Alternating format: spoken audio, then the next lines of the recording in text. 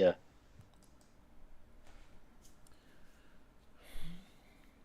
Angry Man Podcast. We are live. Jay, what's going on, man? What's happening? What's happening? What's going on, man? Let's dig into it, man. We had our last live stream. We had Marlo from the Real Marlo TV join the channel. Shout out to Marlo. We love what he's doing over there. And now we're transitioning back to our regularly scheduled programming, if you will. So the plan, guys, at some point we're gonna keep trying to bring people on to our show. What we want to do next is get really someone from the boxing community, so a former boxer or trainer, somebody like that, to come on the show. We've reached out multiple times to a specific trainer that said that he was going to join the show. He is a significant trainer, somebody who you guys would know absolutely, but we're waiting to get confirmation that he's actually going to come. So with that said, let's hop into it, man. Jay, what's going on, man? We just had a fight last night. Lomachenko, and he fought Yo, boy. Ortiz. He ain't exactly my boy, but we dropped a video earlier today and we were talking about the results of the fight. I had Lomachenko slightly edging it out, 115, 113. You had Lomachenko losing. And there's been a few people in the comment section actually agreeing with you, feeling like Lomachenko actually lost that fight, man. So why don't you tell us the reason why you believe Lomachenko lost the fight? Yeah, man. I mean, for one, activity and controlling the range and distance. That's what Ortiz was doing great the first 4 rounds. I feel like he won the first 4. Loma won round 5 clearly to me. Round 6, Loma kind of slowed down again, so I gave that to Ortiz. So by halfway through the fight, it was already 5-1 to me, Ortiz over Loma. So Ortiz definitely got at least 1 to 2 more rounds between the last 6 rounds of the fight. So that's how I got it 7-5. He definitely, I don't think Ortiz won around 10 or 11. That was when Loma was putting a lot of pressure on him. But it showed that, man, you put that stick in Loma's face, he going to shell up, and he's slowing down. I mean, Father Time catch is undefeated. You know what I'm saying? But Ortiz very crafty, but I didn't think he beat Ortiz. Especially no 117, 111. I'll deal with the 115, 103, 115, 113 for Loma, but no 117, 111. That was some bullshit.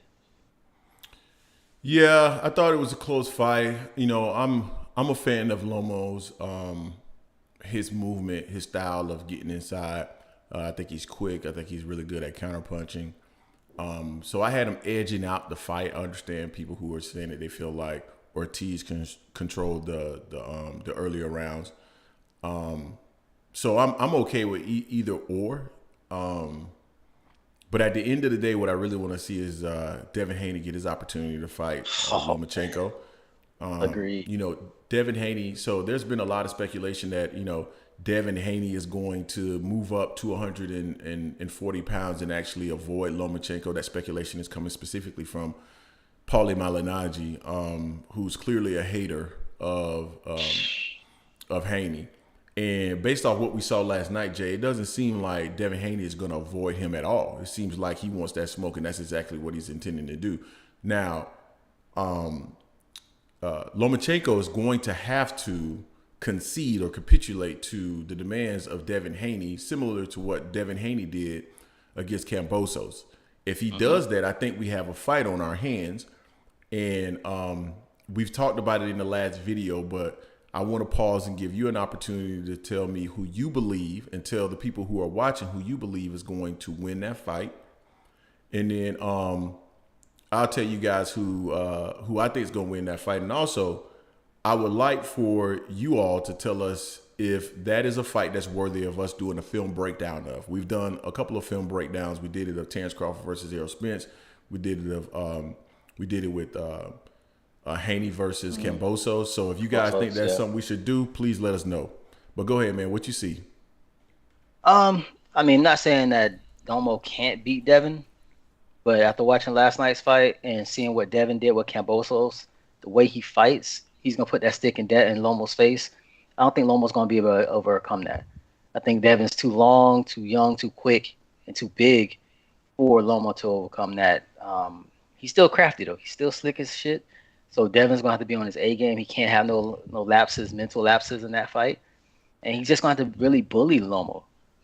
Last night proved to me that you can push Loma back with that jab straight right, and Loma will shell up. It takes. Loma's also notoriously a slow starter. So if Dev does what he has to do and put 6, 7 rounds in the bag real fast and make it where Loma has to knock him out, I don't think that's going to happen. Not saying he can't knock Devin out, but Loma doesn't have like the tank knockout type style, tank type style knockout power.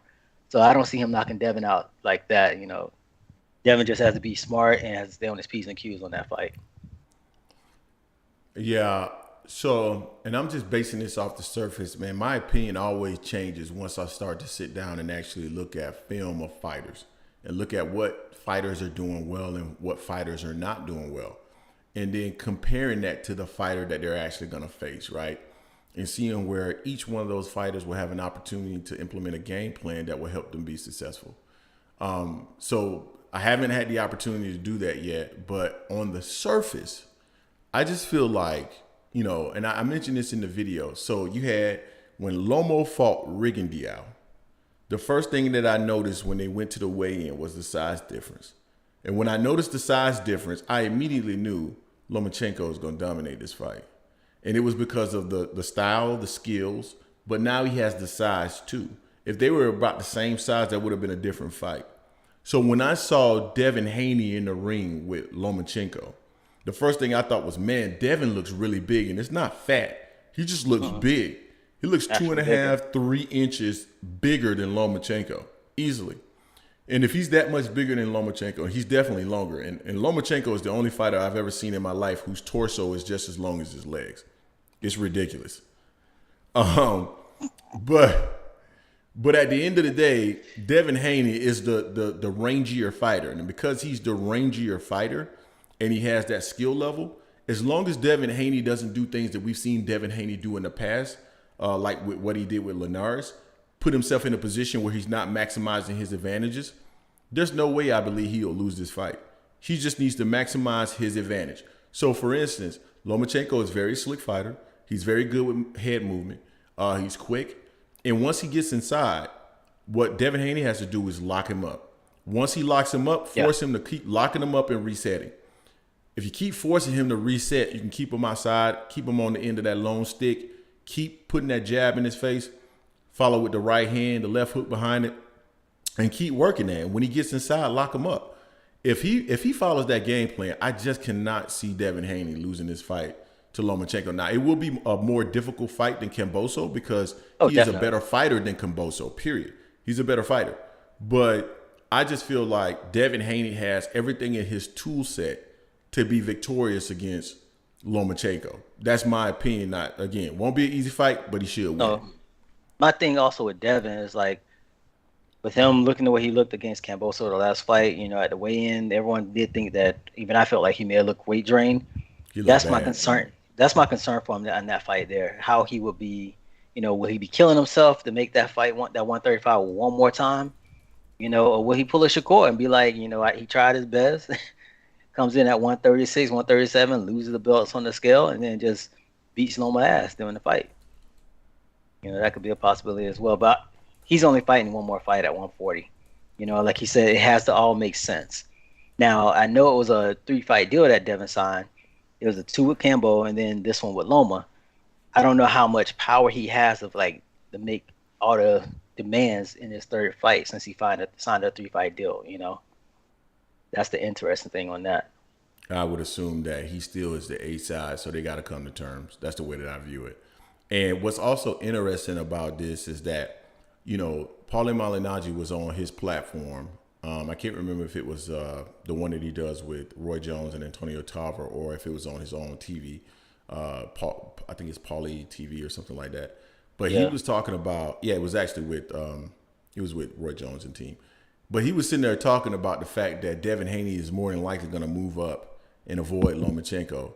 And we saw everything but that last night. So Paulie has clearly been. We meant to talk He's about a this last hater. week.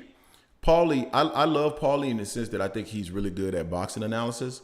I think he's articulate. I think he's able to articulate what's going on in the ring, similar to what I've seen from Andre Ward. But at the end of the day, I think Paulie almost has limb man syndromes, and it's like he still feels like he's in the sport, like in the sense that he's still boxing, and you're still trading shots with current boxers. You're no longer a boxer. So what I want to hear from Paulie Malignaggi is that I want to hear you break down the fight. I want to hear your analysis. I want to hear what you think about the fight because you've actually been in those situations. What I don't want to hear is you sparring with a fighter as though you're going to fight him because you're not going to fight him. And it's also very evident to me that Paulie Malignaggi is jealous of what this kid has accomplished. At 23 years old, he's accomplished more than what Paulie Malignaggi has. And he keeps talking about these alphabet belts, these popcorn titles, right? So if that is to be believed, right, then he's not a world champion. Everything that he says would show evidence that he's never been a world champion. Because he's never beat the best fighter in the weight class. He wasn't linear, right? And he was never undisputed. So he held nothing but popcorn titles based off of what he's saying. So I'm just, bro, stick to the analysis. We love you from an analytic standpoint, but other than that, stop talking about fighters like you are still one because it doesn't make any sense. Yeah, for the fact that he's gonna say that he's gonna use the words that Devin's gonna avoid Loma by move up, that makes no fucking sense to me. Devin's been asking for this fight since he was like 19, 20. Loma was the one that went and got franchise and whatnot and did all this other shit to pretty much avoid fighting Dev early on. So I mean, Paulie it really bothered me, and it even bothered me more the fact that he gets away with saying some slick shit like that in front of Roy and Tarver. They don't check on some of that shit that he says, because for him to come at Dev is just stupid to me. Saying that Dev's trying to avoid Loma by moving up, and that makes no sense to me. No sense. Only reason Dev will go move up because he just can't make the weight. He just can't make the weight, and I wouldn't put myself at a disadvantage either. If I'm killing myself to make this weight, to be not 100% at 135, nah, I wouldn't do it neither. But I hope he does so he can go ahead and whoop Loma ass, and then Paulie's going to hop on to the next thing.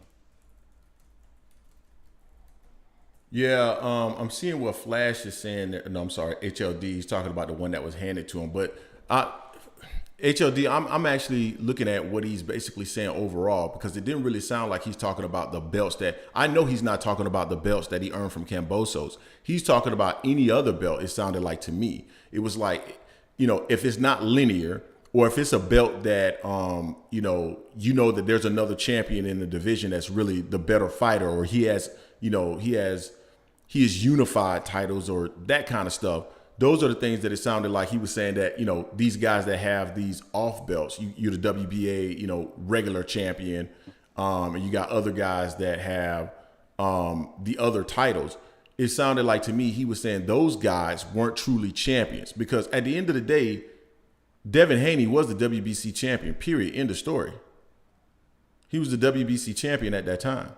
So for me, it's like, let's not discredit guys when they've won titles, period, because we can also look at other guys and say, hey, if you're not the linear champion or if you're not undisputed or if you're not unified, then you are not really the champion. Or if you're not considered the best fighter in that division, then you're not the champion. And really, that's my point. Yeah. Also, it's like Flash, I mean, Devin beating Loma, it should shut everyone up, but they're going to come with another excuse. They're going to say his shoulder was hurt. They're going to say he's too old all of a sudden. They're going to say he's been off for too long. They're going to give some type of bullshit excuse not to give Devin his credit. I guarantee it. They're going to give all types of bullshit, man. No matter how much Devin deserves the credit after beating Loma. Yeah. Brenda McDonald. Is Brenda the one that always is challenging us relative to BLK? I think is that Brenda who's doing that? I can't remember. There's someone who's always in our comment section talking about BLK. She doesn't like what we say about BLK, but I can't remember if it was Brenda or not. But yeah, I'm interested in seeing this fight. I'm excited about this fight. I would like to see it. I do believe that Devin Haney has reached a point where he probably should move to 140 pounds. When you look at him versus Kambosos in that weigh-in, man, he looked terrible. He looked terrible. And a lot of times guys come in there, and we've seen that clickbait, right? We didn't post a video on this, but we've seen that clickbait where guys come in and say, oh, so-and-so looks, weight drained. And we see him and we're like, he really doesn't look weight drained. He looked the same way he did in the last fight. Devin looked weight drained for real. Like his eyes looked dark.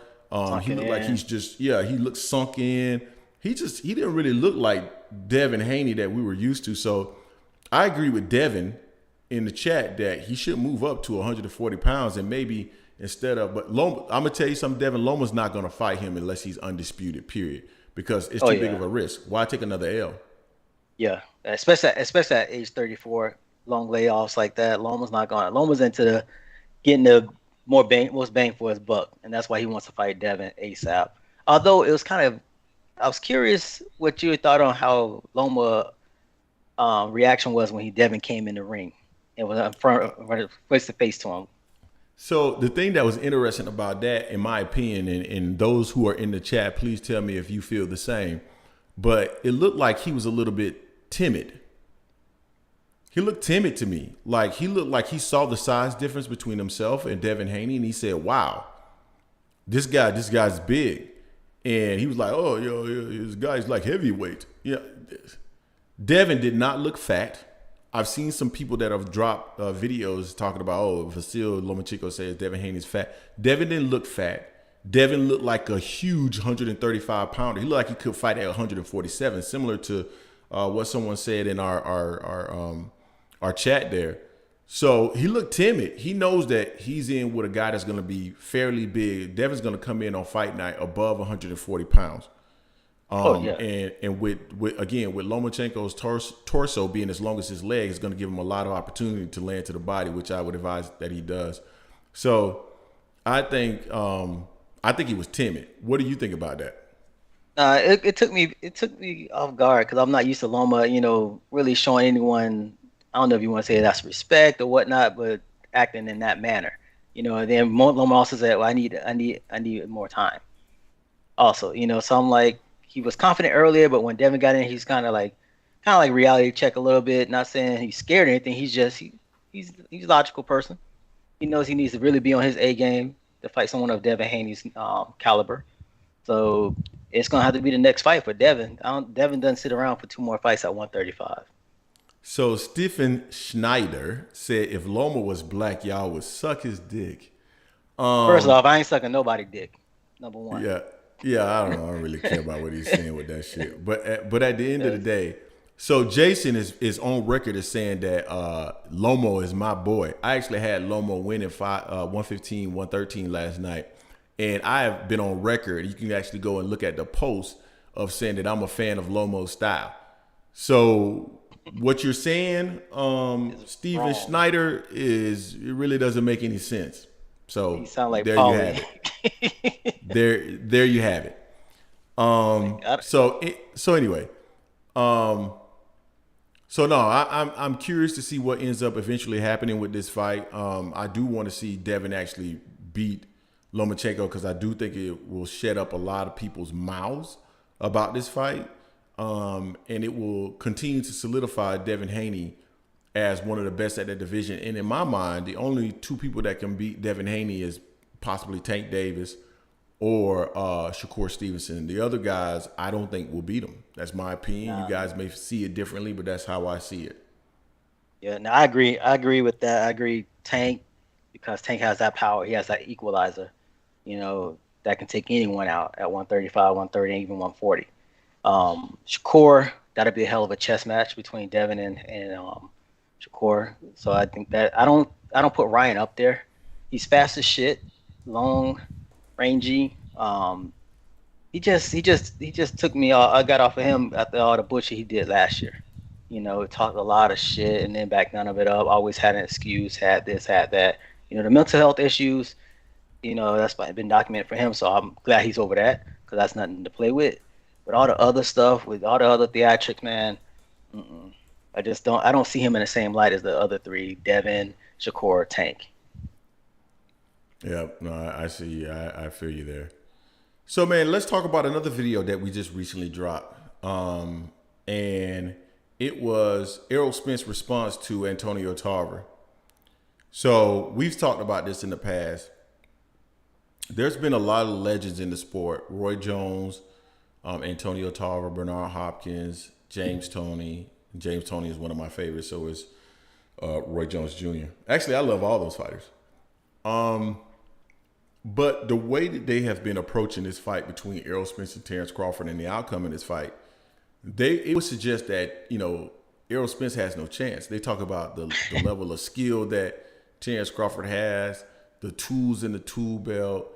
Errol Spence, I didn't hear anybody call him one dimensional, but they did say he does the same thing kind of over and over. He doesn't have as many tools, and Errol really hasn't said a whole lot about this other than a few responses to Roy Jones Jr. And Tarver just recently posted that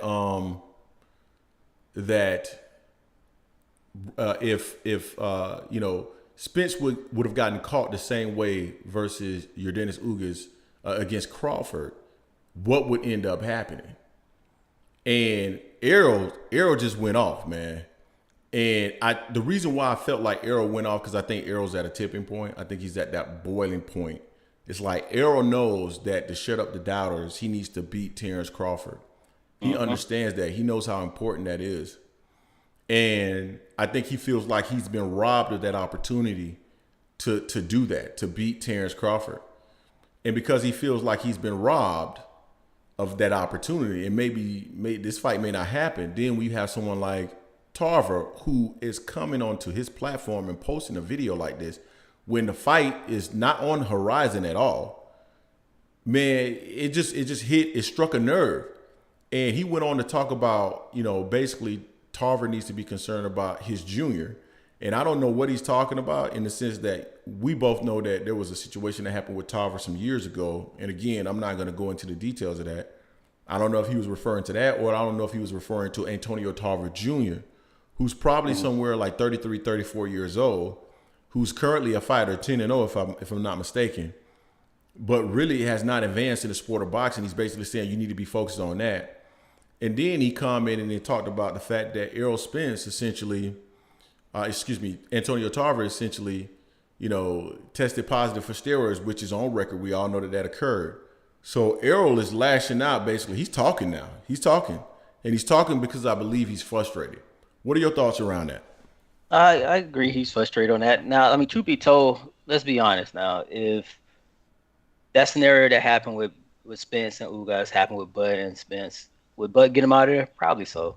But we're gonna play that game. Okay, if Spence got Bud hurt like Gamboa got him hurt, or Mean Machine got him hurt, you think Spence won't get Bud out there? Yeah. So I mean, so they're both good finishers. They're both damn good fighters. So let's not play that type of game like that. I mean, let's just respect both fighters. At that point, their skills are enough. They are damn good fighters. Regardless how you may feel about the whole money, the business aspect of, we all want to see the fighters get that bag because they're the ones that's getting punched in the face and all and whatnot, not us. This is for our entertainment. At the end of the day, I want to see the fighters be healthy, get their bag, but I also want to see the best fight the best. Tarver's like that bitter old dude now, because he got pretty much kicked out of boxing because no one would give him a fight anymore. Although he kept wanting to fight heavyweights, kept fighting one light heavyweights and whatnot. So Tarver's like that bitter old dude right now, I think. So I got, so let me start off by saying Tarver's my Orlando brethren. So I'm not gonna go too hard on him, but I will say this: I cannot understand why Antonio Tarver continues to compare himself to Bud Crawford. It does not make any sense to me whatsoever. Antonio Tarver was a tall, big, southpaw, light heavyweight that used skills, angles, and defense to win his fights. He used fundamentals. He did not use athleticism. He was not this fantastic counterpuncher. He didn't do anything that was relatively flashy. That was Roy Jones. Roy Jones, when he compares himself to Bud Crawford, it makes total sense to me. When Antonio Tarver compares himself to Bud Crawford, it makes absolutely no fucking sense whatsoever. He is more similar to Errol Spence. With the first time that I saw him do a prediction video, the first thing I thought was he's going to pick Spence. And then when he picked Bud Crawford and he started comparing Bud to himself, it's like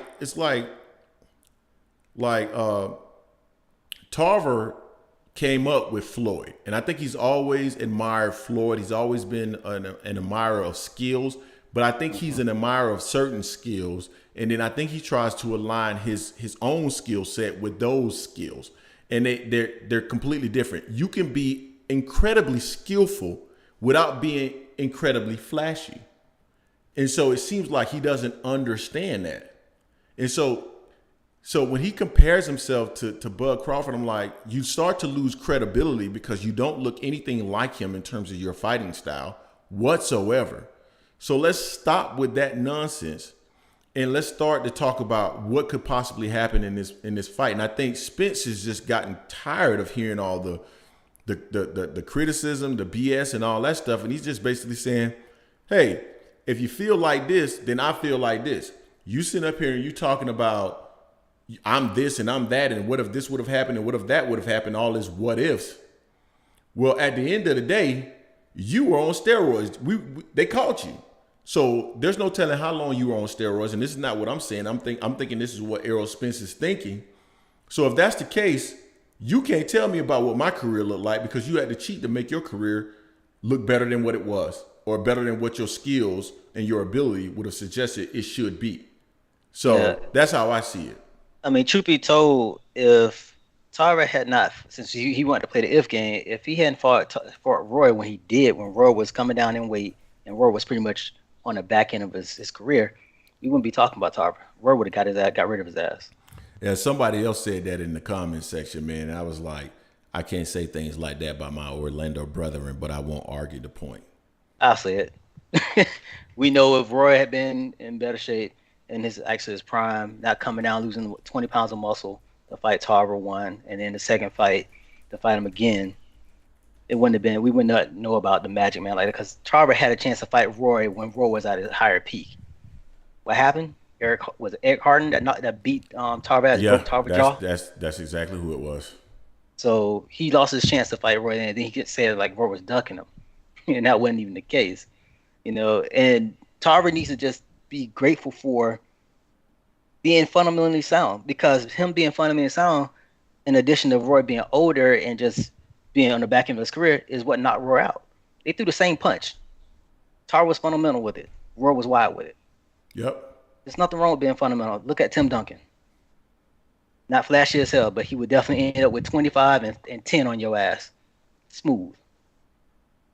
So Totally agree with that. So, I don't blame Spence. I know a lot of people are probably going to try to flip it into, oh, he's talking now, he wasn't talking before, so forth and so on. Like I said before, if you're smart, you won't talk during the negotiation. That's the wrong move. If you're dumb, you will talk during the negotiation because that's going to fuck it up. And so that's a good segue into what Andre Ward said. So Ward mentioned that, it's the A side that's going to leak the information because it's favorable to them. And, I respect Andre Ward. I think he's one of the best fighters in the last 5-10 years and love everything that he's done for the sport. But respectfully, what he says doesn't make any sense. If you look at all the information that had been leaked, it was all favorable to Terrence Crawford. It was he has signed the contract. It was he has agreed to everything. So what in the world is Andre Ward talking about, bro? What is he talking about? He's just trying to deflect on everything. I mean, I think for one, Ward really want to stay out of it, but they caught Ward at the wrong time. So that he said that, he kind of tried to backtrack because after he said that, he's like, "Well, I gotta go. Because he respects all the fighters and he's cool with Bud, and especially since it was on ESPN Top Rank, he's commentator there. Of course, that's what he leans with most of them, more likely, more than anything else. But I just think Ward got caught up in that moment. Yeah, but Ward is more seasoned than that. He's been in the sport for a very long time. I'm not going to give him a pass for getting caught up in the moment. He understands the media. He should have just avoided answering a question like that. At the end of the day, everything that was put out there that we know of currently, all was in favor of Terrence Crawford. You know, we've done several videos where I'm like, this information, I'm if I didn't know any better, this is all being leaked by Terrence Crawford. So, you know, Andre Ward, again, respectfully, I think you understand the sport, you understand media, you understand what goes on in a negotiation. So at the end of the day, you understood that the information that was out there was probably not being leaked by the PBC and Errol Spence. Let's stop with the foolishness. Yeah, let's just. Plus, I mean, what's done is done, man. What's done is done. I still love Ward as a fighter and as a commentator for the most part until he really gets on that ESPN bias bullshit. He goes a little bit too full tilt for me on there. We already got deal with Tim Bradley. I just need Ward to just do his thing. Oh my God, man. Tim Bradley he's the worst. He is the absolute worst. But anyway, so let's talk about another video that we recently dropped, Jay. So as promised, we talked about this in prior videos last week. I had mentioned that, you know, when I got the opportunity, I was going to look further into Desmond Gums.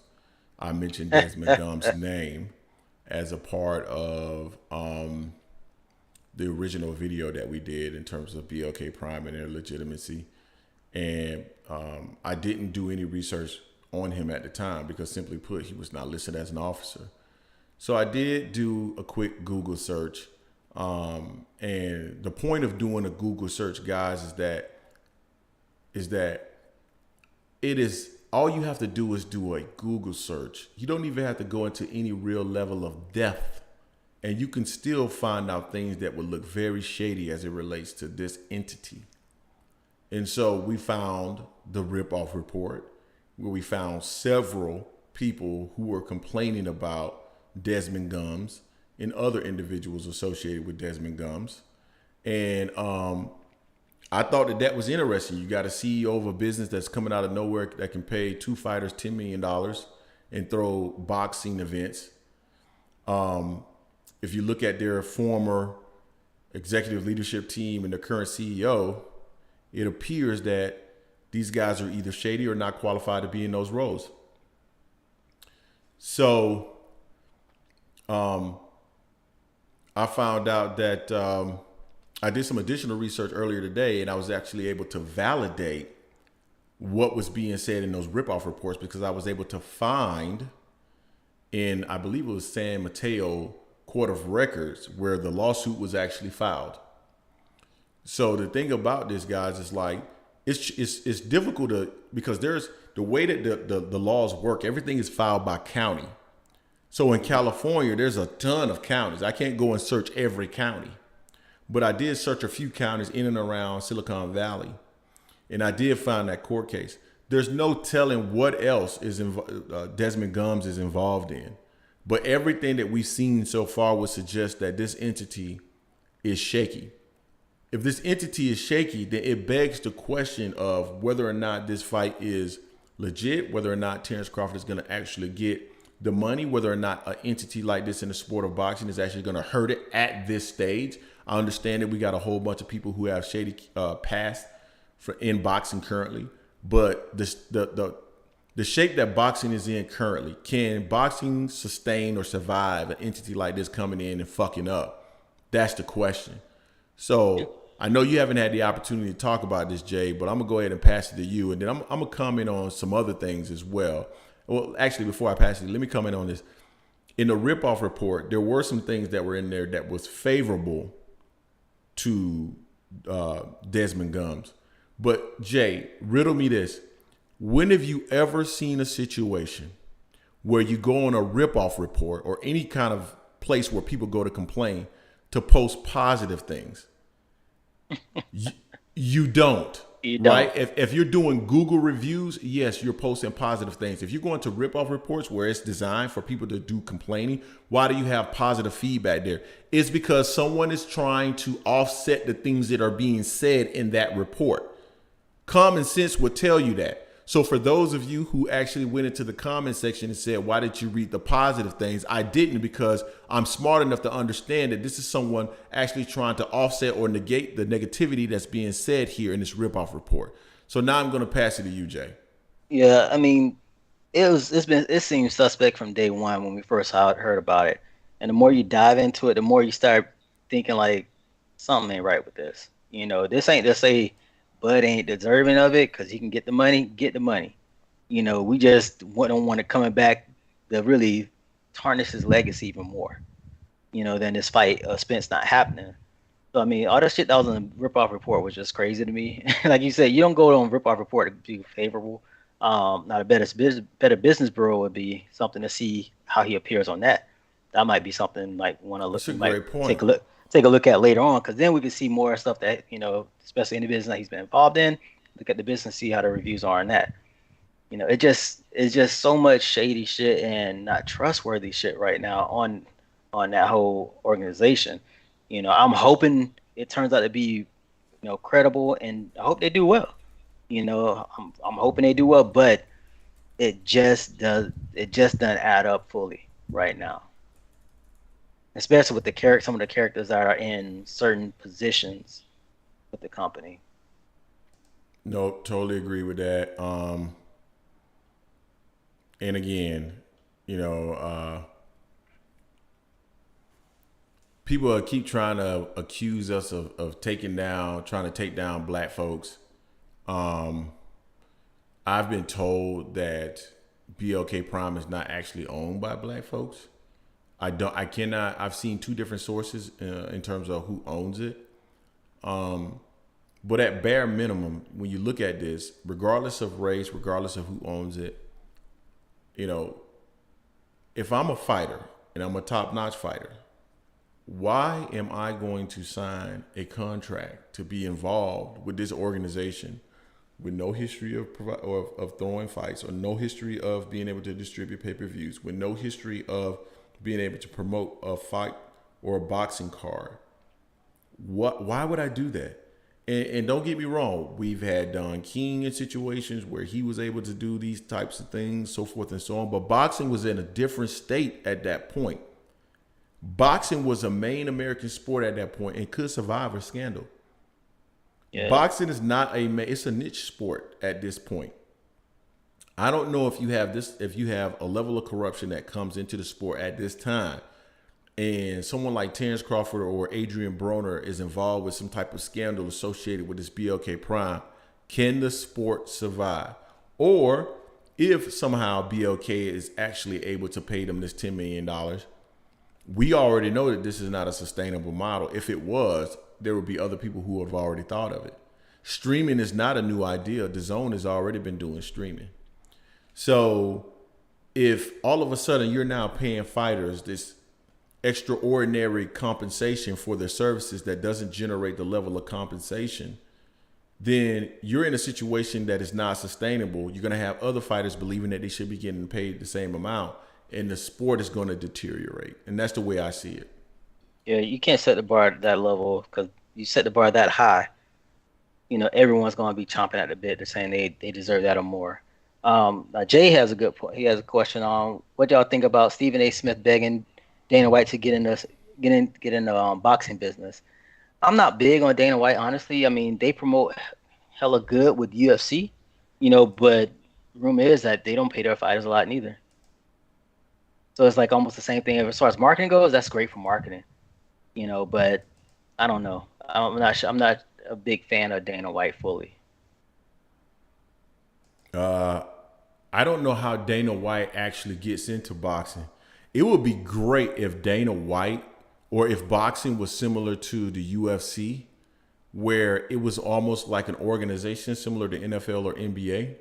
That way you can force the best fights to happen. Yeah, now But I do like that part. Now, sorry to cut you off, but right. I do like that. No, I like that part too. Boxing needs better organization. And right now it's a free for all. And because it doesn't have the level of organization, there's nobody that's actually in it to protect the interest of the sport. And so in the NFL and the NBA, the commissioners are there to protect the interest of the sport. They are employees of the owners to protect the interests of the sport, to protect their investment in the sport. So there's nobody there that's there to really do that from a boxing perspective. And that's the reason why we've seen boxing deteriorate over the years. It will continue to deteriorate if we don't get somebody that's actually coordinated everything associated with boxing, or we get some very righteous people at the top of boxing willing to negotiate the fights and understand that if we don't make a change in boxing, this is the issue that we're going to have. That's how I see it. Yeah, it's it's just too many. It's too many sanctioning bodies out there for sure. We have like what, whether it be 4 belts to be undisputed. It used to be 3. I mean, how many more belts? Every time you look up, someone's fighting for some belt somewhere somehow. And then the sanction bodies get involved because then they want to have force a mandatory here, mandatory there. Everyone has a different ranking system. It's like it's to the point it's just gotten ridiculous. So maybe I'm wrong. Maybe but Dana needs to come in and try to help strip all that bullshit out of there so we have one true champion. Because a lot of fighters talk about how they don't, especially I remember Floyd mentioned it, how he didn't want to care about being undisputed because of all the sanctioning fees. Right. So it makes no sense. It's like, doesn't matter in that sense right there. The sanctioning fees they're bullshit. They're just another way for people to make money. You hold my title, I'm making more money off you. People don't want to change the status quo because there's been a lot of people that have made money over the years off of the backs of fighters. And in reality, if you don't make a change to the way that the sport is currently structured, you'll eventually have an issue. Mm-hmm.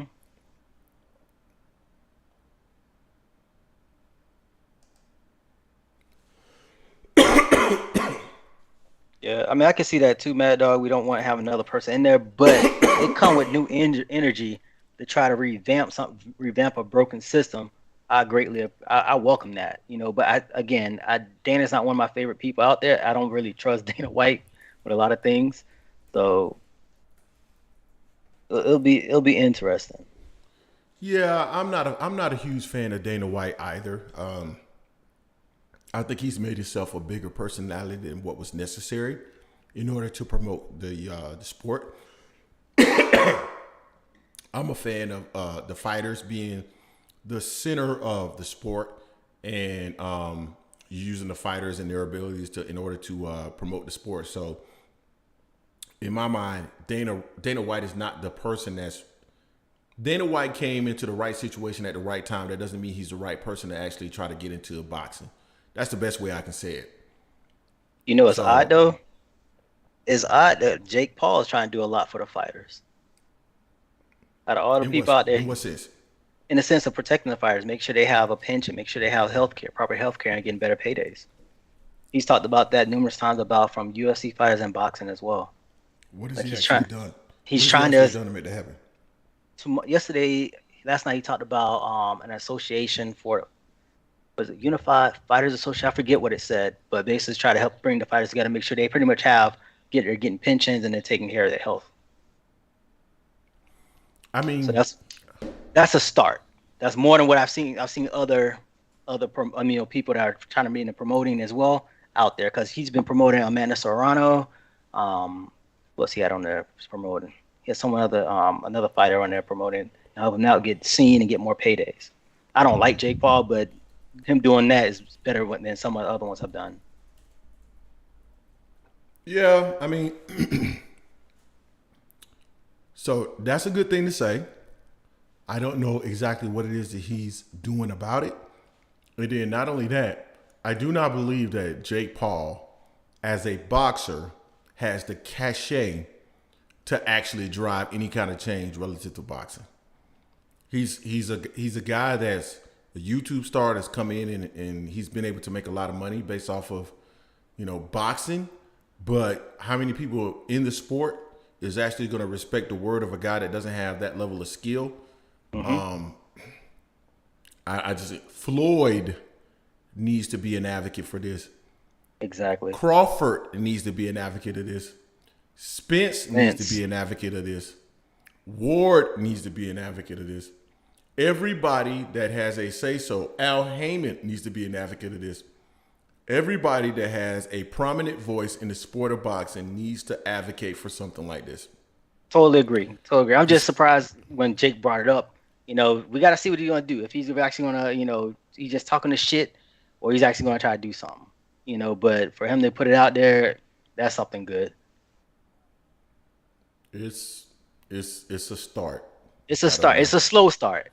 It's a slow start just by saying it, but it's all about what you do, not what you say. Yeah, I see what T said. I agree. Jake has demonstrated pro boxers concern, and he has the means. Legitimate fighters with him would push it forward. Yeah, I agree with that. I think he needs the legitimate fighters with him to push it forward. I think he needs people who are established and considered prominent figures in the sport of boxing to help him push anything like that forward. But I do appreciate the voice. I just don't know if How sincere it is. not necessarily sincere, the ability to actually push it forward himself. Yeah. So We'll one see. thing we haven't talked about, man, in detail, at least between you and I, is Adrien Broner signing to BLK Prime. So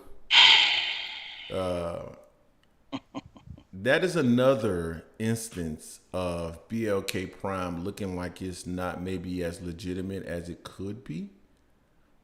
Adrien Broner is a disaster on 2 feet.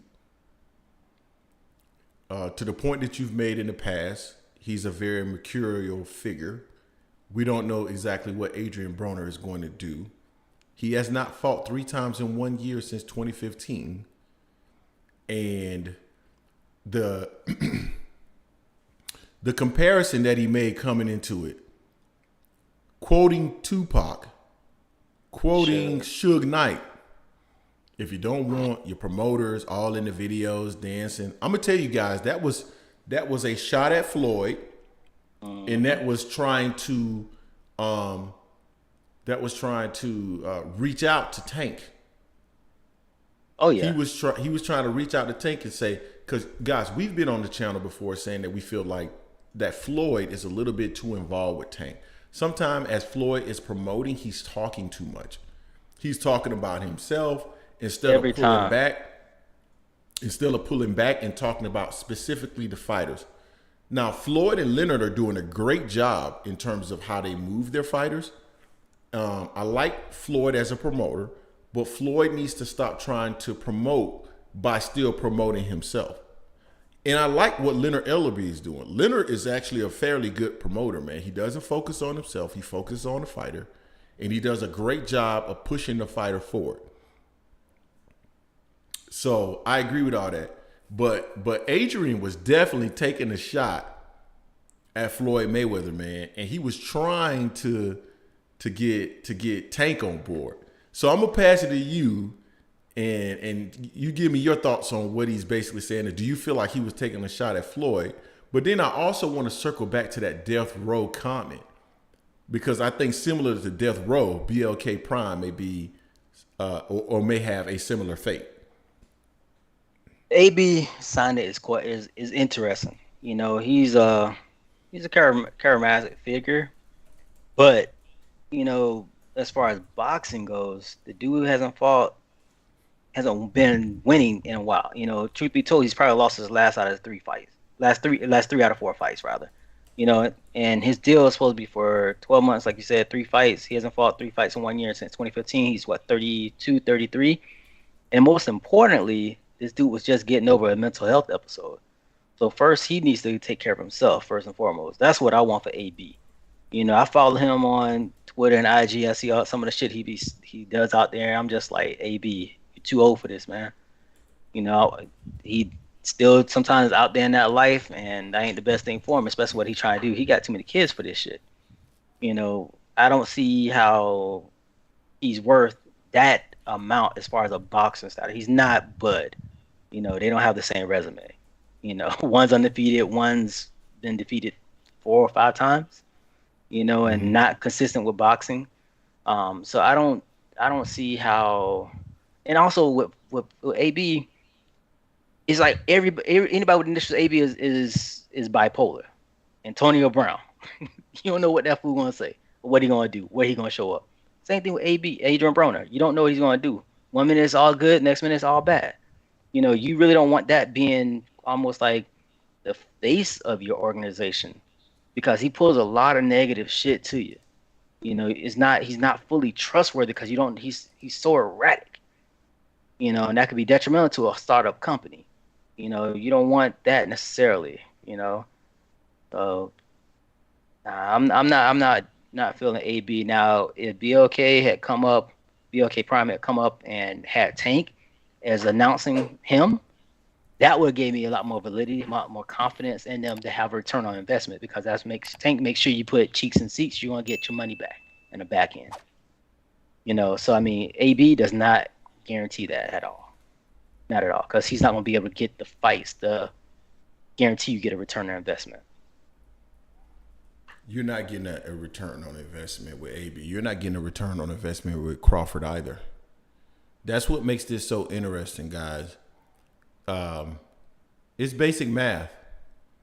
At the end of the day, every business is in whatever business they're in to make a money, to make a profit. And if you're in a situation where you can't make a profit, then you're not going to be in that business. When I think about it, Terrence Crawford and Adrien Broner getting paid $10 million, amounts of money that they have never made in their lives, is specifically Crawford, because AB is like $3 million a fight. Terrence Crawford's getting 10 for one. How are you justifying this when Bob Arum couldn't pay him that amount? And I get that at the end of the day, BLK Prime is doing a different method, but how is that any different from ESPN Plus distributing it, right, via stream or whatever? I struggle to believe that this entity all of a sudden is going to come into the game and pay this amount of money, and somehow this is going to be good for the sport. I just can't see it. So those are my thoughts on that. It makes no sense. It doesn't, because it's like maybe it already said like shortly after Bud fight he's fighting, so he's supposed to be fighting I guess in January. Bud's fighting December 10th. That's what, 6 weeks away. So I mean, not a lot of time to get the marketing train out there for that fight, and it's competing with the ESPN fight card that highlights T.O. and Bud's best friend Keyshawn Davis on that same night. So and that's the night they present the Heisman as well, if I'm not mistaken. So it's a lot of shit they're competing with for their first event. So we'll see. I mean, I'm hoping they do well. Because I still want to see the Bud and Spence fight. Although I think that ship has sailed already, but I just don't see how they're going to be able to in the sustainability of this with so much upfront. Supposedly, David Amnesia has been paid up front already, and 8-figure salary for Bud and AB, guaranteed. And based on the Desmond Gums and his history, this is going to be an interesting ride. We won't know until December. Listen, how are you to take this entity serious that hasn't even started the promotions of a fight that's how many weeks out is it? Probably about 6, because we're what? Yeah, 6. So we got it's on December 10th. Yeah, so it's like about 5.5 weeks out or something like that. Yeah. So how are you to take an entity serious that hasn't started the promotions of a fight that's supposed to be 5 to 6 weeks out, who has a CEO that has a ripoff report, that had officers of the company who had no prior experience in that particular industry? I just don't understand. It doesn't make any sense to me. Yeah, it doesn't. It definitely like Mad Dog 8 says, it does. It reminds me of the Tevin Farmer Mickey Bay situation. Eerily similar, very eerily similar to that. I'm just hoping Bud has lowered up just in case this shit goes down. Can you explain that? Can you explain that situation that happened? Because I'm not even familiar with it. They're supposed to fight. Oh shit, were they supposed to fight in New York or Philly? I forget which one, but they had everything set up. They actually showed up to the fight and they hadn't gotten paid, so they didn't get paid, so they didn't fight. And they were pissed off. They had live streams and everything. They did IG about it. They're pissed off. They apologized to the fans. They're gonna make it to the fans and everything. They were self promoting it. It was kind of like a startup promotion. I don't know the name of the promotion company that did it, but yeah, they got screwed. They didn't get paid shit. And I think that's part of the reason why you've heard a lot of people say, "Oh, they've already been paid. Crawford has already received a significant portion of the money. David Avanesian has already been paid." Why? It's because they want to make sure that you guys feel like this fight is legitimate. They want it to feel like it's legitimate, so they're trying to put that information out there to make everybody think, "Oh, this fight is legitimate. You don't have anything to worry about." That's the way I see HLD it. putting it down. 41 days, 5 hours, 5 minutes, 2 seconds. HLD, I love it, man. It's very precise. It doesn't make sense. I mean, just like you raised this point about the Spence Butt fight when we're getting close to that November 19th date. Back in early this month in September, you're like, wait a minute, how many weeks are we out? And we haven't had Yeah. any like promotion. Especially for a fight of this magnitude. Now we definitely know Bud and David's fight isn't the same as Bud and Spence fight, but you still want to promote the shit, especially being your first one on the company. They still need to promote it, So the shit don't look good, but we'll see. 41 days and counting. Yeah, I mean, at the end of the day, none of this shit seems like it's really legitimate, man. It seems like some real bullshit. And like I was saying before,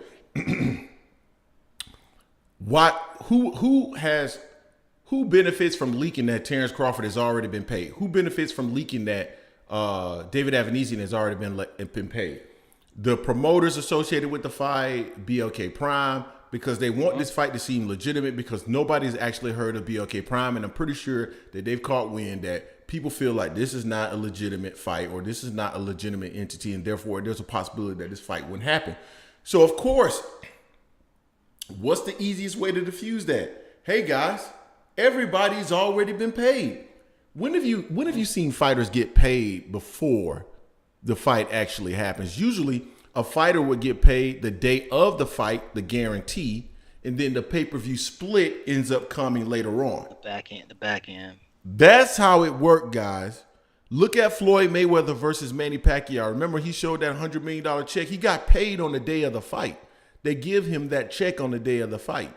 And then you get the back end later. How in the hell is Terrence Crawford getting paid up front the money or a portion of the money, and David Avanesian is getting paid a substantial portion of the money up front from an entity that doesn't appear to have that level of income? It doesn't make sense. Yeah. It just, So it you got to just ask the question.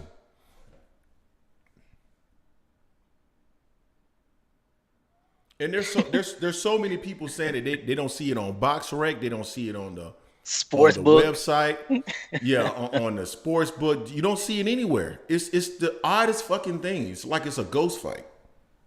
Yeah, it just I don't know. It's like they on the clock. They on the clock. So I mean, if that fight happens and they have a great showing and everything adds up, we'll be the first on that next. It's on the Saturday. We have that last stream on Sunday to talk about it. So Yeah, I mean, if it happens, great. If it happens, I don't begrudge Terrence Crawford from making his money. I am concerned about paying the fighters an amount that he couldn't ordinarily make on his own. And and then I'm also sustainability. concerned, yeah, the sustainability of it. But I'm also concerned about the fact that if he truly does make $10 million, this fight is over. And by this fight, I mean the Terrence Crawford versus Errol Spence fight. It's never going to happen. Because why would Terrence Crawford go and make a fight for the amount of money that he's actually worth when he just got $10 million? He's probably gonna. Yeah. I would say that Terrence Crawford, if he truly makes $10 million off this David Avanesian fight, he's very close to retirement. It's Oh, about over at definitely, that point. definitely. And he's been very quiet too. At least I haven't seen anything outside of him commenting about the Loma fight last Nothing. night. I haven't heard. I haven't Nothing. seen him tweet or really say much, which I was surprised because that doesn't seem like his normal character like that from time to time. I could be wrong, but like I said, time will tell. 41 days. 41 days. Yep, we'll see. We'll end up seeing what happened. So, man, we've reached that 1 hour mark, and I know we said we're going to do just an hour today, so I want to be mindful of that.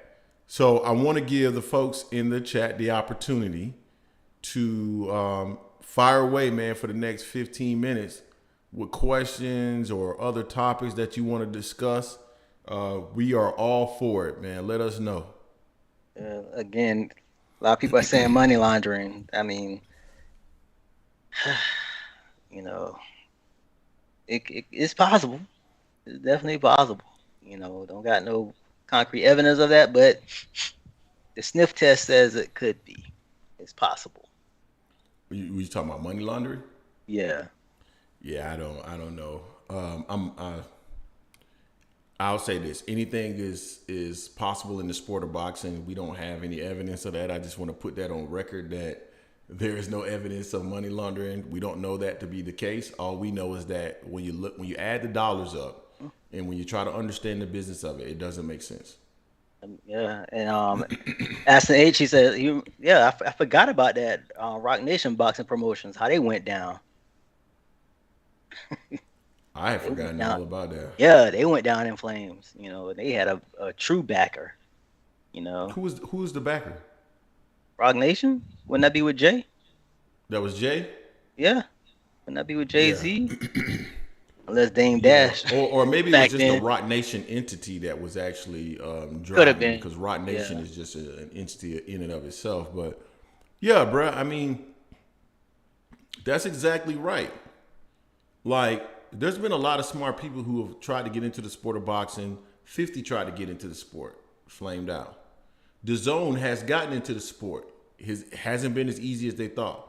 They thought that subscription thing was really gonna work, man, and it hasn't worked like that.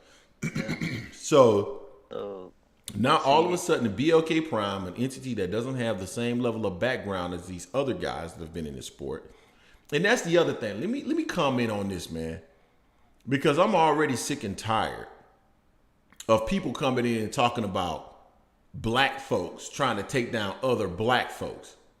So first of all, I've heard that BLK Prime isn't even owned by black folks. That's number one. Number two, the question around why don't we do background checks on Eddie Hearns or Al Heyman or Arm or De La Hoya or Floyd Mayweather. The reason why we don't is they're established entities who have already thrown successful pay-per-view events in the sport of boxing, has shown to be able to negotiate and navigate the sport of boxing. That's the reason why we're not investigating them. BLK Prime has not. So you're going to look at things in their past to see if they are shady individuals who are just looking for an opportunity to fleece the sport. That's why. Please do not put that in the comment section anymore. It doesn't make any sense, guys. All right, so we do have a question. Who y'all got, Zurdo or Bivol? I've Who? only watched Zurdo, Oscar De I La haven't Hoya's seen it. fighter. I've I only seen haven't him seen fight it yet. maybe once or twice, so I really can't comment out. Of course, I've seen Bivol fight, so I have to do some more research on now. I know they're coming up soon with their fight there. Early on, I leaned towards Bivol, but I have to see what old boy has done as well. Let's see. Yeah, same here, man. I haven't seen enough of him to really say whether or not I believe he has an opportunity to beat Bivol. I would love to see Bivol win that fight and then go put it on Canelo ass again. So that's And that's how I see it. that fight wasn't close with Canelo neither. I don't care what those judges had. That shit was a wash, man. That shit wasn't close. Okay, so Brenda said Fight Hack said that Bud's getting paid 5 million, not 10 million. When did Fight Hype say that? Yeah, I don't know. I didn't see it. I didn't see that. So I mean, that's already a discrepancy right there if that's the case. Because at first it was 8 figures. I mean, if I'm correct, 5 million, that's seven figures, ain't it? Yeah, that's seven figures. I mean, that's half of what was stated. So I mean, more questions unless or this is guaranteed, and then the other five is on the back end. What back end? These niggas gonna lose. Hey, I see. I just you forced me to use the N word, man. They are going to lose money on this fight. There is no back end. Back end, man. Stop. Yeah, yeah, yeah. Bivol's a hell of a boxer. I mean, he proved that against Canelo. He proved that he was a very smart fighter too. I watched him when he fought oh shit, Pascal. Oh, I okay. remember I thought watching you were gonna that say fight. Joe Smith. Nah, I wasn't big on Joe Smith anyway. Joe Smith was like pretty much a one-trick pony to me. So, but he fought Pascal, who's rugged and veteran, and he boxed his head off as well. So I mean, Bivol's a problem at that weight. He's a problem, because he's smart and he's calculating at that weight. Yeah. He's not gonna let you. He doesn't just get hit with just random bullshit. You're gonna have to earn it on him. Wanda said Bivol tagged that butt all night and loved it. Yeah, I loved it too. It was clear Yeah. right from the beginning of that fight that Canelo had picked off more than he could chew. His cherry picking had gone wrong, and it Oh was yeah. clear very soon. Oh Yeah, yeah. LT said if AB fights, I gotta watch, but this Bud fight not. So because we covered the sport, we will watch all the fights. But I'm not interested in seeing Crawford fight David Avanese, and I could really care less. It's just more so about the coverage and making sure that we can come back and give our observations of what has occurred. But outside of that, I'm really not interested in the fight. And honestly, I ain't really interested in seeing AB fight either. Oh no, I'm not interested in AB fighting nobody. I want to see AB go back to IG and showing that he's with his kids and everything, and and he's thriving mentally. That kid, AB's been through a lot of shit. Some self-inflicted, some just part of his life that he grew up in. So I want AB to get his mental right first and foremost. I don't think he's ready for this boxing shit. The money is great if that is legit, which I don't think it is. But if it turns out to be legit, yeah, you need the money for your family and everything. But we know AB is, he's a clown, but he's also smart. Remember, he said he only had $13 in his bank account, and he did that to avoid paying that $830,000. So he wasn't broke, but he played it like it was, so he wouldn't have to pay that money. So again, I don't know if I could fully trust AB with everything on this. So as far as some fighting, there's no one out there I want to see him fight. I know Rolly had joked around about it, talking about him and AB fight, and also he had Regis had wanted to fight AB way back in the I day watched that. I as watched him well. the Rolly. That's pure comedy. That's comedy gold right there. Man, That's comedy it's gold. I would absolutely watch yeah, that. Comedy gold.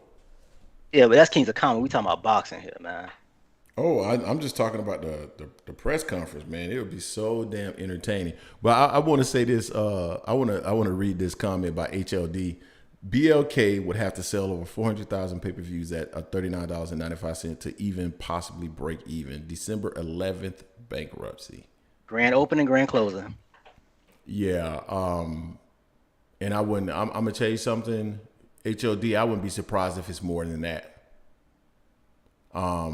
Because theoretically you could spend $5 million in just promoting, but seeing that they're not even promoting the damn fight, maybe they can save that money, but then that would bite them in the ass in terms of the volume that they could actually do. And then you're talking about, the crews, the fees associated with the streams and all that stuff, the crews that are handling it. I mean, it's the undercards, the promoters, because you still got to pay those guys. You still need promoters. You just can't throw boxing fights. So Yeah, at the end of the day, it's like you're probably closer to 20 million to actually break even when you're paying him $10 million. So I just can't see this being successful. Somebody was talking about it being a tax write-off. I don't believe that either. yeah, Municipalities giving tax breaks. I don't believe that either. So people get into these sports, man, to make money, man, not to have tax write-offs. Yeah, agree. Brenda, yeah, I agree with you on that. The AB Rolly press conference would be pay-per-view. I give Oh, you I'm that. talking about comedy gold. That I give you that. I see Comedy that point gold. there. I would be laughing Uh, my ass off. The fight would be entertaining too, man.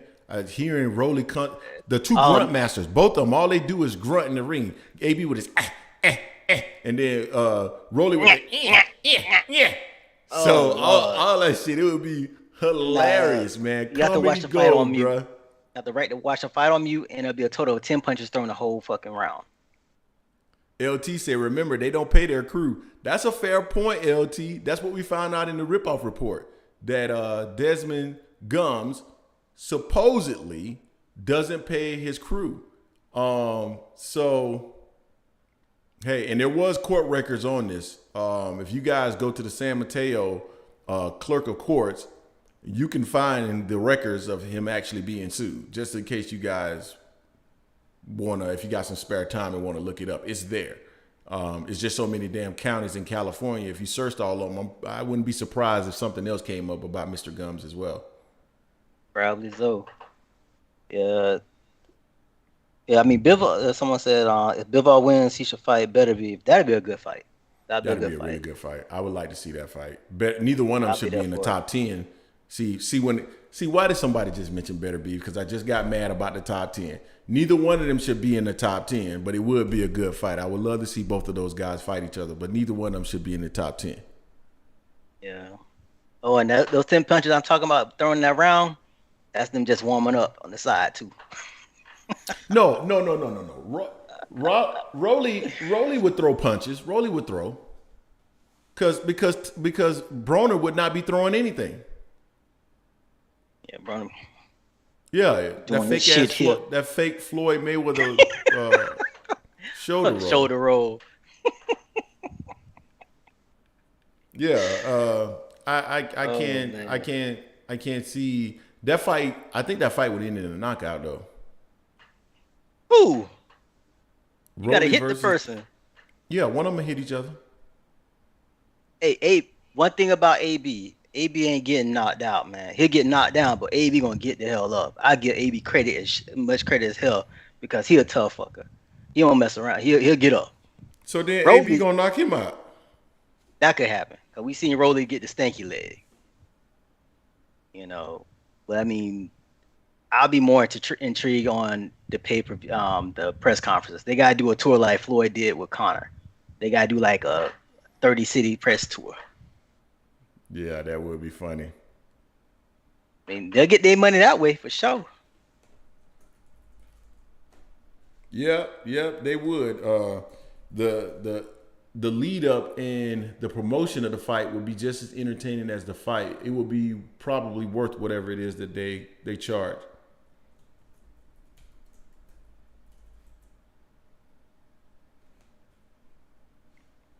What else we got in there? Guys, hit that like button. Hit that like button. Right now we got 60 people in the stream and only 28 likes. Hit that like button if you can. It's free for you and it means a world for people that's looking for this content. Wanda said Broner had been rolling that shoulder since Maidana broke that jaw. Yeah, Maidana, man. That meme of AB going back to the dressing room though. That was his downfall. After that, he ain't been right since that ass whipping. That wasn't his downfall. His downfall was believing that No, he was similar to Floyd Mayweather and moving up in weight way too fast. That was his downfall. yeah, I had questions about AB when he fought Paulie and couldn't get Paulie up out of there, and Paulie Yeah. fought a competitive fight with him. You know, so I was like, AB ain't gonna be that dude for sure. Nah. I mean, he tried to emulate what Floyd was, and he was unsuccessful in doing so. DeMarco was absolutely his best win, and after the DeMarco fight, man, he was pretty much done. Fort Bend Media, that's exactly right. They're gonna record it. I would not be surprised if you got a bunch of cats around the ring with an iPhone recording. Hey man, don't be hating on that iPhone 14 Pro. I I mean, mean, They got the Hey, iPhone. listen. They it might be not be in the budget. So they might have the iPhone 10. Hey, listen. If you're doing skits, you know, on YouTube, iPhone is perfectly fine. If you're They actually don't. trying to host, and I don't think your iPhone gonna be able to deal with all that bandwidth that's required in order to stream it. So it's gonna need to be connected to something. What bandwidth? I mean, they ain't gonna it's not gonna be a lot of people there, so it's not gonna be a lot of connections used. It's Omaha, Nebraska, bro. It's actually his hometown. You got a point there. A Yeah, point there. he gonna pack that out, man. So. Magdog A said his downfall was when he wanted to have a rapper's lifestyle. I don't disagree with that, Magdog. I Facts. don't. He was sitting up there doing Facts. that dance before that Madonna fight. He And damn sure Madonna had wasn't him. dancing afterwards. Oh, he was dancing afterwards. It was involuntarily because he wasn't there. He was knocked. He was unconscious. He was concussed. Yeah, Brenda McDonough, I agree. Broner is a should have been. He should have been something. He could have been more than what he was, Definitely. but he definitely squandered his opportunity. I think he moved up too fast. I think he tried to imitate Floyd, and he wasn't Floyd. He was Adrien Broner. We saw many people trying to imitate that shoulder roll. We saw Andre Berto do it. We saw Adrien Broner do it. Who else did we see start trying to imitate that shoulder roll? I mean, that shoulder roll is not easy to It's not implement in easy to your do. game.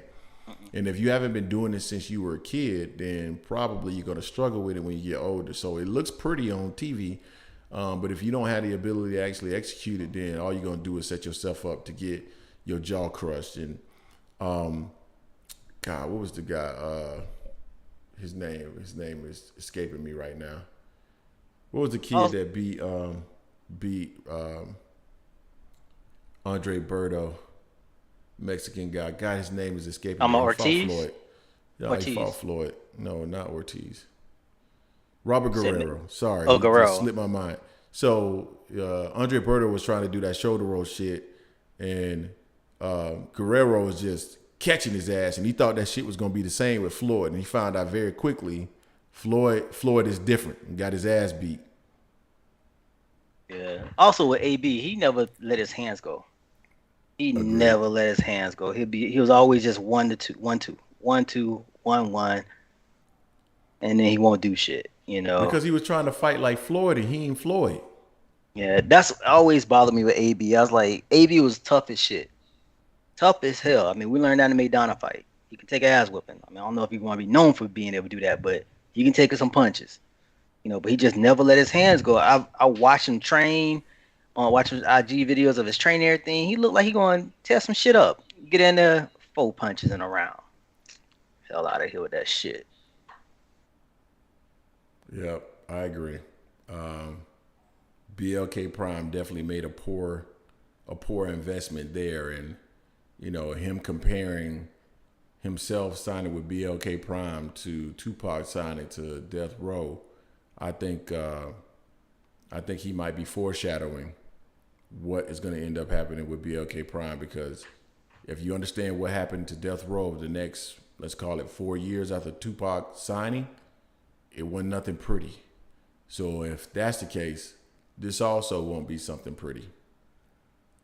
They had a good year, if that. They had Hey, the all. C Dewberry, no, I don't think Bud and AB gonna fight. I don't think that's in their minds at all. And I'm not really even sure if Bud Crawford is really in their stable, right? Supposedly, he just signed a one fight deal, right? He didn't sign a multiple fight contract. So Exactly. whether so if he's getting the 10 million, he's probably gonna get the 10 million, and if he's smart, he probably run. Bounce. Yup. If he's getting 5 million, then he'd probably be smart and run. So we'll see. Yeah. If he got a significant portion of the $5 million, that could make sense to me. Maybe he got 30% of the $5 million, and then he might not get the rest of it based off of the ripoff report. But who knows? Oh, if I get a couple of Will Brennan, I might not come in to work. Late to work, I might not come in. Yeah, exactly. Let me see. Wait a Hey, minute. what? Oh, wait a minute. I'm thinking you're reading the same thing I'm reading from 4 Ben Media. Yeah. So Ja Rule and Ashanti having a concert the same night in Omaha. Oh, that's not good. That's not good unless they're They gonna do it haven't even like put they haven't put tickets on sales yet. yeah. That's not good unless they're gonna do it like versus where versus they utilize that to push over to people to for the fight as well some type of way. That ain't No, they're not good. linked. I doubt that they're linked. That ain't HLD, good. are you confirming what Forbin Media is saying about Ja Rule and the Shanti concert? Wow, that's fucking nuts, man. If that's the case, that's fucking nuts. Hey, listen, the reason why we did those videos in regards to BLK Prime, it was not to shit on black folks. It was not to take people down. It was to show that if you just do a little bit of surface level research, things don't look right about this organization. And so it begs the question, why is Terrence Crawford signing to him? That was the whole reason why we did that. And it doesn't, whew, man, That's boxing is turning that's into WWE, bro. yeah, that's exactly what it is. I don't like that shit at all. I don't like this at all. That man, that right there. Oh man, on so in his own city, a major concert. ESPN has a fight with T.O. headlining, and his best pal, Keyshawn Davis, on that fight as well. It's also on Heisman Award night, and this is their first fight that they're doing BLK that night in Omaha as well. Man, yeah, this shit gonna get real interesting in a few weeks. We'll know in a few weeks if they don't have no marketing for this fight. I agree. Hey, I mean, it's Tunnel bad Vision, enough right now. you said Crawford said that he took this one fight deal in order to promote the fight with Spence. Where did you see that from? And then HLD, the Crawford fight, I believe that because I know for a fact that Crawford didn't do a big gate at his in Omaha the last time he was at the fight or he fought in Omaha. I mean, he does not do big numbers even in his own hometown. That's the thing about when people started to complain about Errol Spence and trying to say that Errol Spence is only doing numbers in Dallas. It's like, well, your guy doesn't even do numbers in his own hometown.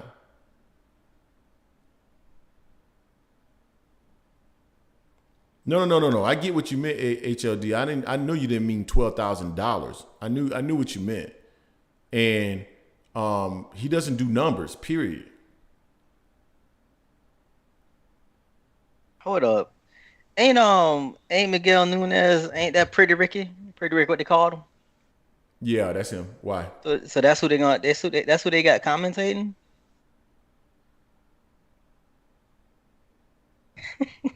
Nah, read what the king.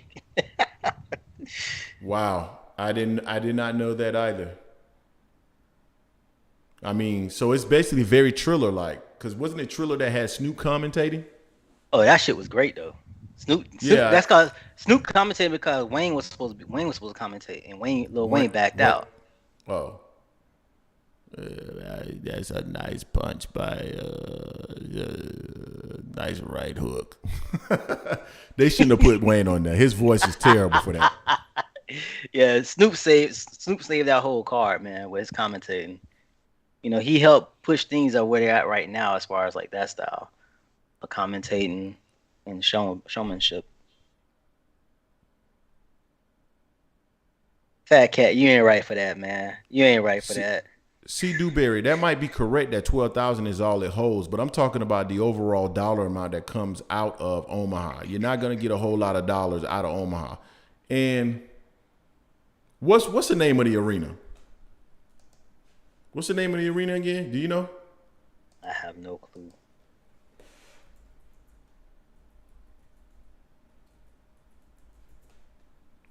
Yeah, I agree with that, Brenda. Fighters definitely need help handling fame and money for sure, because they blow shit real fast.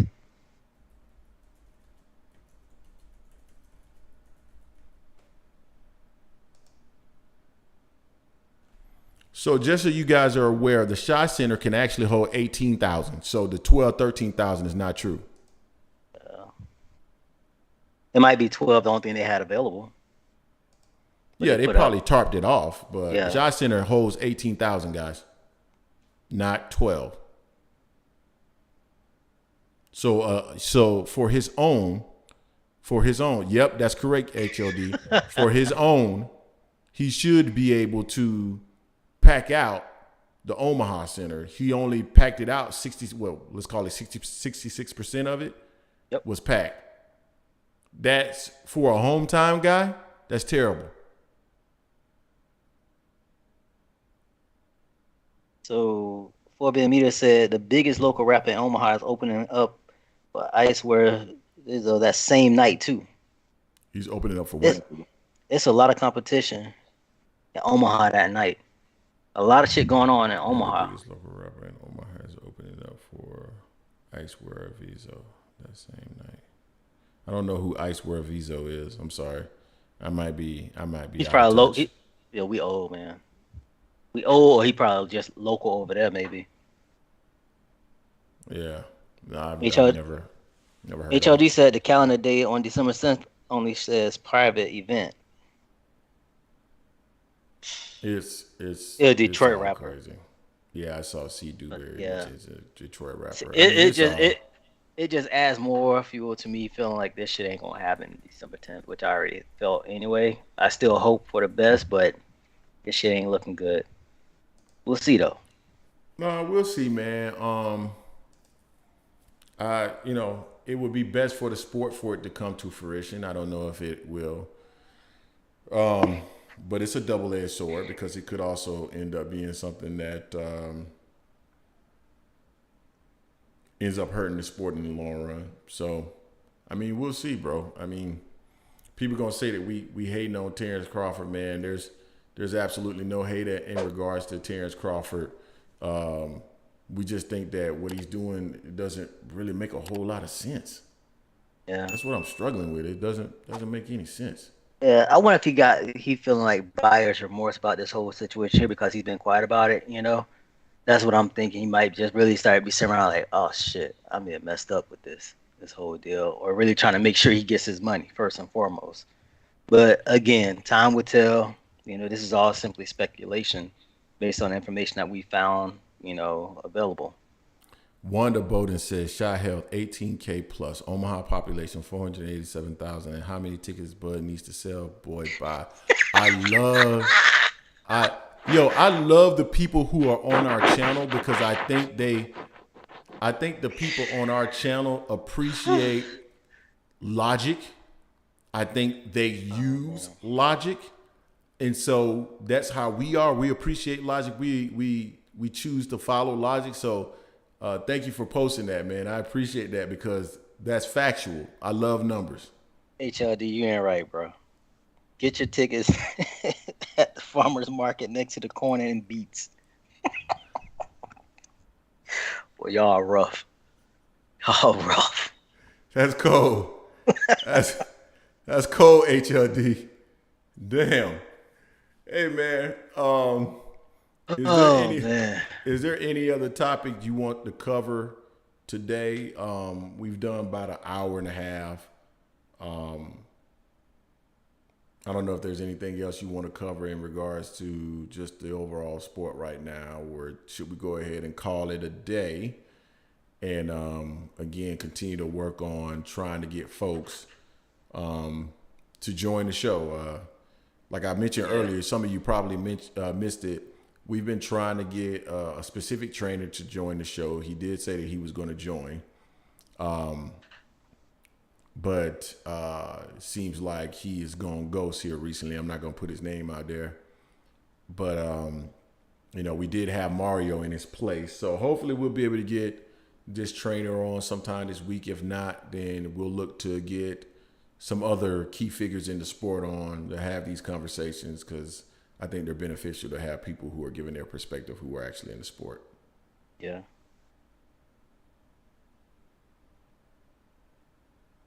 T said, tag me in. T, what you mean tag me in? Let me know what you're talking about, T.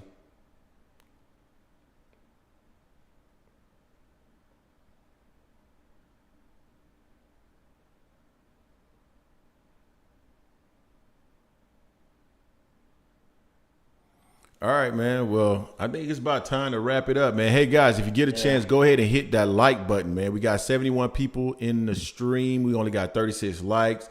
It helps everybody to find this content. People like you who appreciate the type of content that we're putting out. People who appreciate, analytical type of approach to looking at the sport. T, do me a favor, T. Go into one of the comment sections, post a new comment with basically saying you want to be a panelist, and we can get you on the show, bro. We don't mind getting folks who are subscribed to our channel on the show for you all to give us your opinion on what's going on in the sport of boxing. I would love to hear from you all. So with that being said, appreciate it, Dewberry. Appreciate you subscribing to the channel. Is there anything else before we jump off, Jay, that you want to cover specifically about any of the videos that we've posted? Anything else going on in the sport? I think we covered everything that we posted here recently today and yesterday. Anything else you want to talk about? Nah. Hey, LT, what's you said showboating? Yeah, what's showboating, LT? Hey, T, where you always good, man.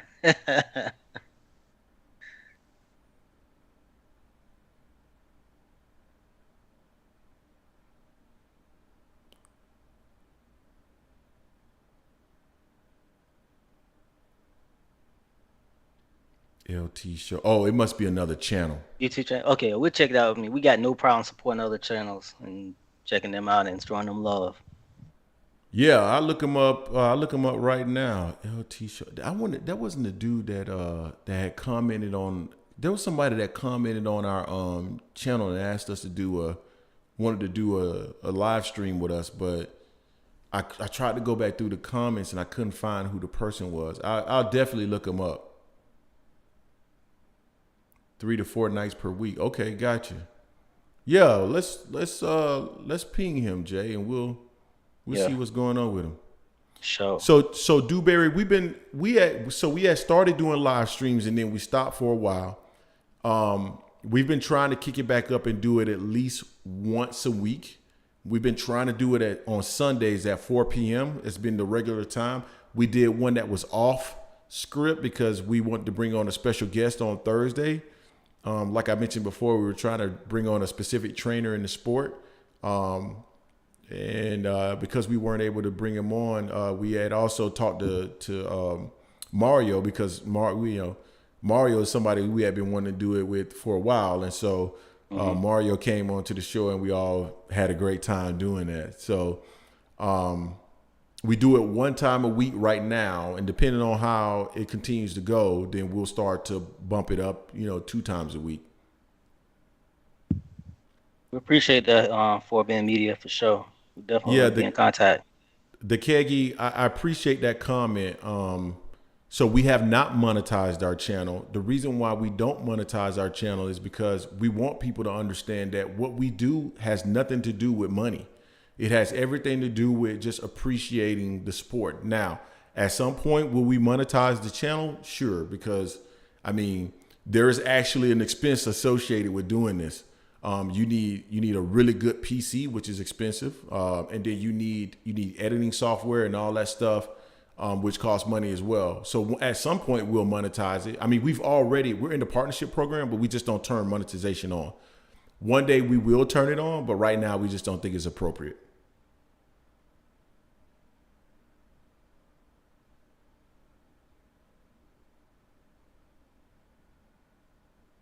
I appreciate that, T Ward.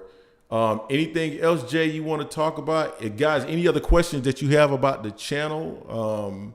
I'm gonna give you a couple of minutes to ask your questions. If not, man, we're gonna call it a day. Oh, our Twitter name. I'm gonna put it in the chat right now. You'll see it pop up on the left-hand side in about 1 second. That's our Twitter handle right there.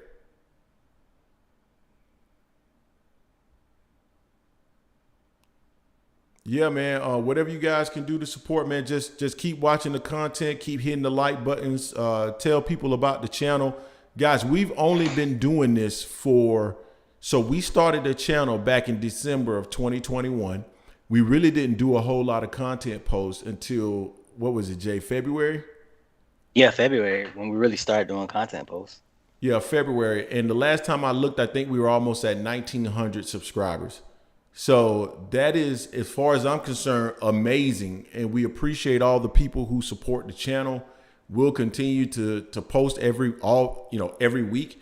Jason and I are, we don't, I think a lot of people who are on YouTube are, like I think like Blue Blood and maybe Boxing Egos. I think, Fannin. It's Fanon. Fanon, yeah.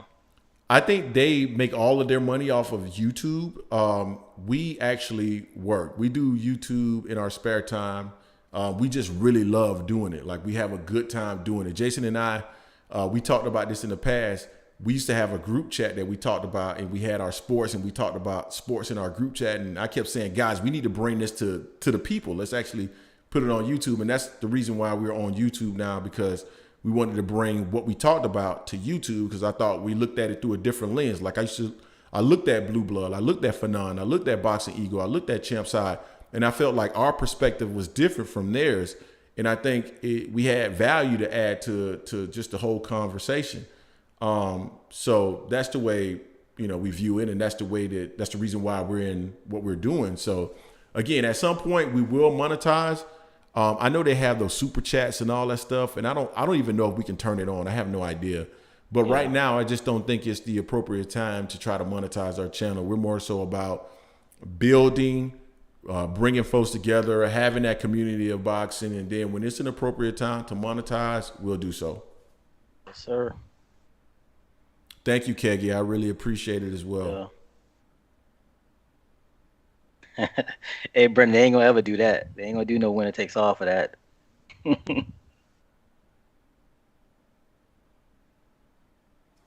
My mistake. Oh, because you do a Monday show. All right, Jay, go Hurricanes. No, Wanda. No Hurricanes. Hey, it's Greg. It's Greg, all no's. Let it go. It's all Florida State. Let's see this side there. So we actually cover all sports, guys, but we started off with boxing because boxing is just that we have a real passion with boxing. One day we'll probably even expand into other sports. I'm pretty sure that's one thing we should do. We should do a poll, bro, and see what other sports the people on our channel are actually interested in, because that would be interesting to see. We follow college football. I follow recruiting very heavily. We follow college football, NBA. I don't follow the NFL. I have no interest in it at all. But those are the sports that we follow. No, see, Dewberry, we both from Florida. So Jason is from Tampa. I'm from Orlando. But Jason currently lives in Tampa. I currently live in Atlanta. T. Ward, college football or NFL?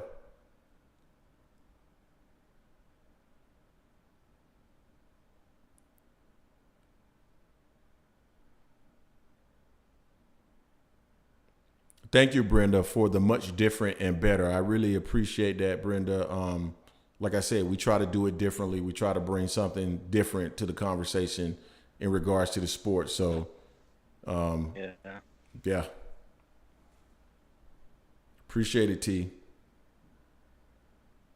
All right, guys. Well, that's it for us. I'm going to go ahead and wrap it up. If there isn't any other questions in regards to our background or why we're doing the channel, until next time, hopefully Sunday is the plan. We'll do it again on Sunday at 4 p.m. again. Jay, if there's anything that pops up in between that time, if there's something that's worthy of us getting back on the live stream, we'll do that. Be looking out for the content we drop all during the week, depending on what's going on in the world of boxing. So don't forget to hate, like, comment, and subscribe if you haven't already done so. Yep, basketball, we cover that, man, for real. Until next time, guys, peace. Later.